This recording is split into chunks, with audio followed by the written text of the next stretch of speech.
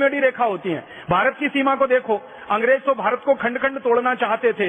वो तो भारत देश के ऊपर भगवान की कृपा हुई कि सरदार वल्लभ भाई पटेल जैसा लौह पुरुष हमको भेज दिया उसी समय में, और उनकी दूरदृष्टि थी, उन्होंने अंग्रेजों की चाल को कामयाब नहीं होने दिया। वरना अंग्रेज तो भारत के 565 टुकड़े करना चाहते थे, और भारत को वो ऐसे ही बांटने की योजना लेके आए थे जैसे अफ्रीका को उन्होंने बांटा। तो अफ्रीका के देशों के बारे में आप ध्यान से देखेंगे, सभी देशों की सीमाएं स्ट्रेट लाइन में है, सीधी सरल रेखा है। ऐसे बांटा है अंग्रेजों ने मनमानी से, मनमर्जी से।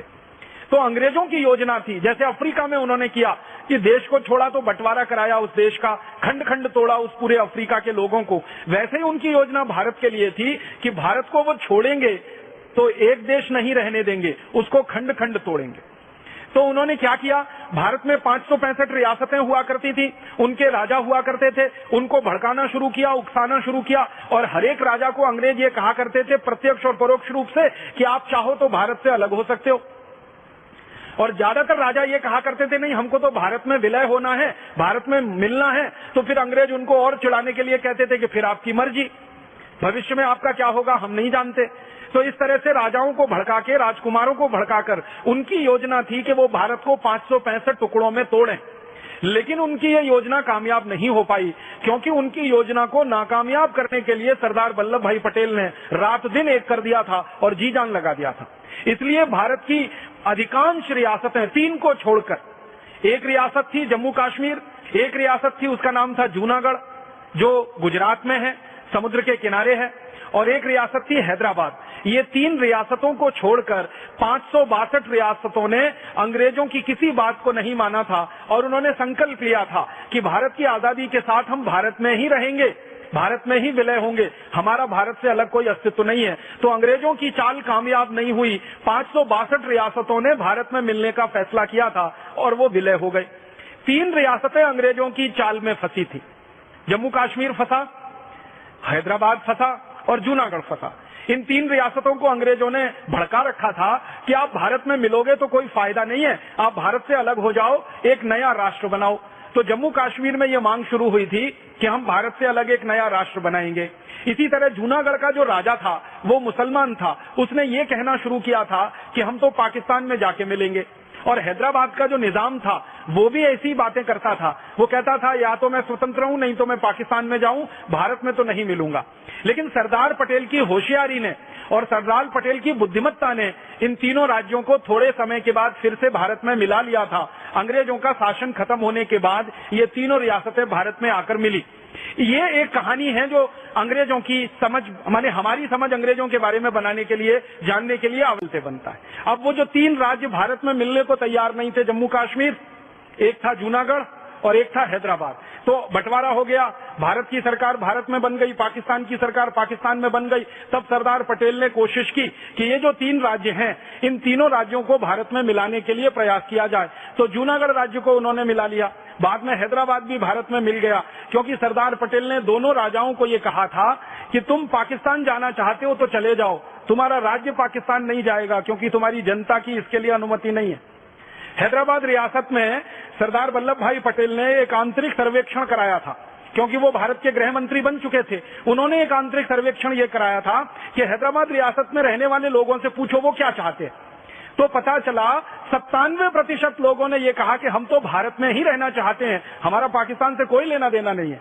तो सरदार वल्लभ भाई पटेल को हौसला बढ़ा, उत्साह बढ़ा, और उन्होंने हैदराबाद के निजाम को कहा कि तुमको जाना है तो चले जाओ, ये राज्य तो भारत में ही रहेगा, क्योंकि यहाँ के नागरिकों का कहना है कि हम भारत में रहना चाहते हैं। और हैदराबाद का निजाम फिर तैयार नहीं हुआ, तो एक दिन सरदार पटेल ने उनको संकेत में एक धमकी दी थी कि निजाम ये समझ लेना कि मैंने मेरे हाथों में चूड़ियां नहीं पहन रखी है, जब तक मैं तुम्हें झेल रहा हूं तब तक झेल रहा हूं। जिस दिन मेरे को ऐसा लगा कि अब सीमा खत्म हो गई है झेलने की, तो 2-4 घंटे ही लगेंगे, भारत की एयरफोर्स के जवान, भारत की सेना के जवान तुम्हारे हैदराबाद में उतरेंगे और एक झटके में पूरा हैदराबाद भारत में मिल जाएगा। और उसके समानांतर हैदराबाद रियासत में एक संग्राम चल रहा था, पूरी रियासत को भारत में मिलाओ, नागरिकों की तरफ से एक आंदोलन चल रहा था।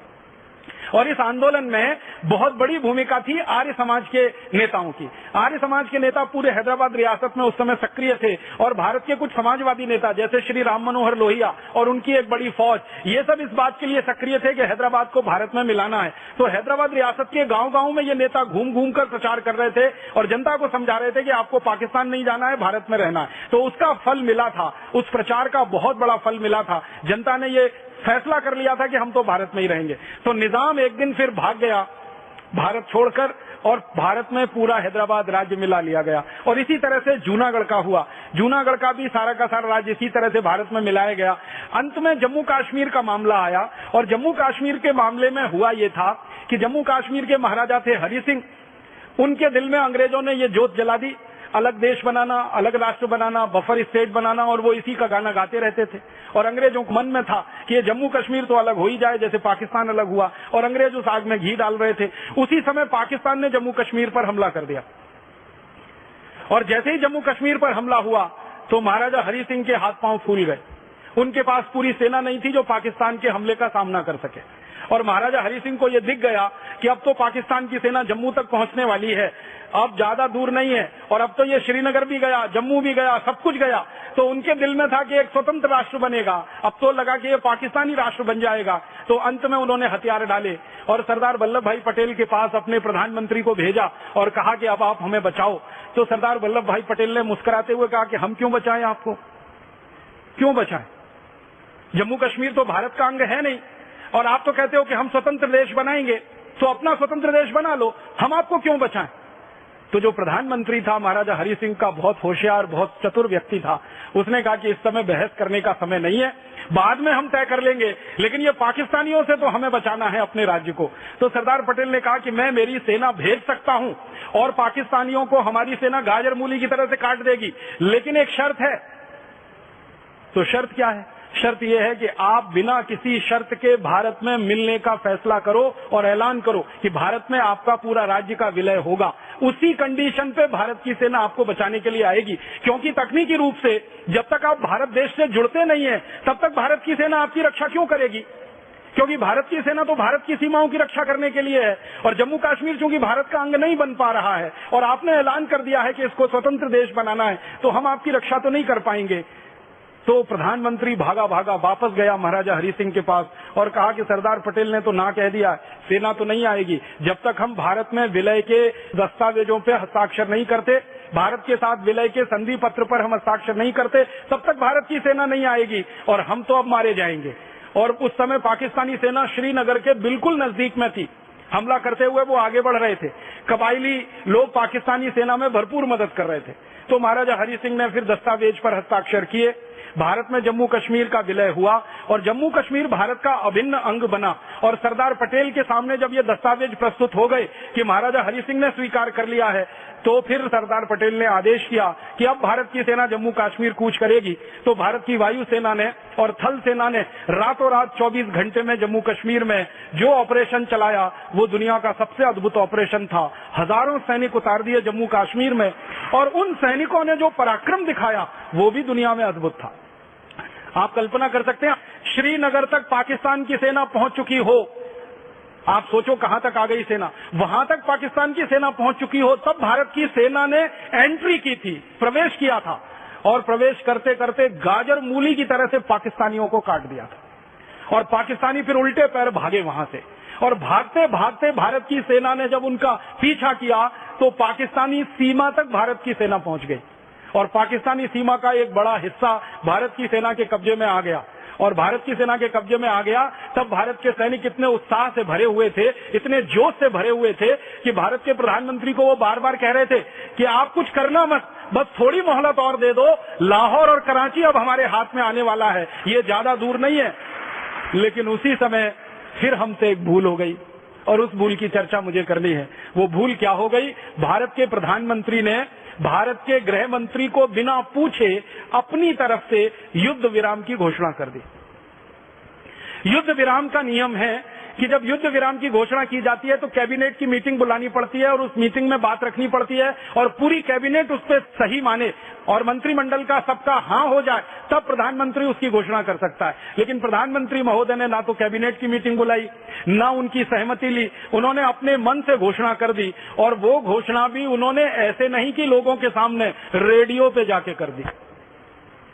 दिल्ली का ऑल इंडिया रेडियो स्टेशन है, वहां गए और जाकर घोषणा कर दी और अपनी तरफ से दुनिया भर को यह कह दिया कि हम संयुक्त राष्ट्र संघ की मध्यस्थता में इस जम्मू कश्मीर के मामले को हल करेंगे। माने संयुक्त राष्ट्र महासंघ आए और हमारे और पाकिस्तान के बीच में चौधरी बनकर बैठे और इसका फैसला वो ये करे कि जम्मू कश्मीर भारत में रहेगा कि पाकिस्तान में रहेगा। जब पहले से ही जम्मू कश्मीर के महाराजा ने ये बोल दिया था, हस्ताक्षर कर दिए थे, दस्तावेज उसके मौजूद हैं कि वो तो भारत में विलय कर चुके हैं, तो भारत के प्रधानमंत्री को यह कहने का कोई बात नहीं बनती कि भारत के और पाकिस्तान के बीच में जम्मू कश्मीर को हम एक डिस्प्यूटेड एरिया मानते हैं, विवादित क्षेत्र मानते हैं और इसका फैसला संयुक्त राष्ट्र महासंघ में होगा। बस वहीं से ये एक छोटा सा बयान हमारे गले की फांस बन गया और हड्डी बन गया।